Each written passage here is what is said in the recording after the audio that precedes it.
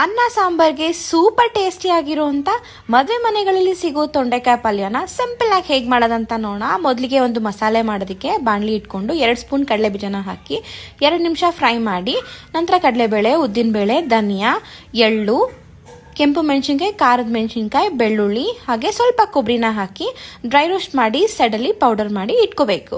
ನಂತರ ಅದೇ ಬಾಣಲಿಗೆ ಎಣ್ಣೆ, ಸಾಸಿವೆ, ಜೀರಿಗೆ, ಸಣ್ಣ ಕಟ್ ಮಾಡ್ಕೊಂಡಿರೋ ಈರುಳ್ಳಿ, ಕರಿಬೇವಿನ ಸೊಪ್ಪು, ಕೆಂಪು ಮೆಣಸಿನ್ಕಾಯಿನ ಹಾಕಿ ಆನಿಯನ್ ಫ್ರೈ ಆಗೋವರೆಗೂ ಫ್ರೈ ಮಾಡಿಕೊಂಡು ಸಣ್ಣಗೆ ಕಟ್ ಮಾಡ್ಕೊಂಡಿರುವಂಥ ತೊಂಡೆಕಾಯಿನ ಹಾಕಿ ಒಂದು 5 ನಿಮಿಷ ಹಾಗೆ ಫ್ರೈ ಮಾಡಿ ಉಪ್ಪು ಮತ್ತು ಅರಿಶಿನ ಹಾಕಿ ಇನ್ನೊಂದು 2 ನಿಮಿಷ ಫ್ರೈ ಮಾಡಿ ಲಿಡ್ ಕ್ಲೋಸ್ ಮಾಡಿ ಒಂದು 20 ನಿಮಿಷ ಇದನ್ನು ಲೋ ಫ್ಲೇಮಲ್ಲಿ ತೊಂಡೆಕಾಯಿ ಚೆನ್ನಾಗಿ ಕುಕ್ ಆಗೋವರೆಗೂ ಇದನ್ನು ಫ್ರೈ ಮಾಡ್ಕೋಬೇಕು. ನಂತರ ನಾವು ಮಸಾಲೆ ರುಬ್ಕೊಂಡು ಇಟ್ಕೊಂಡಿದ್ವಲ್ಲ ಅದನ್ನ ಹಾಕಿ ಹಸಿ ಸ್ಮೆಲ್ ಹೋಗೋವರೆಗೂ ಚೆನ್ನಾಗಿ ಫ್ರೈ ಮಾಡಬೇಕು. ಒಂದು 5 ನಿಮಿಷ ಟೈಮ್ ತಗೊಳುತ್ತೆ.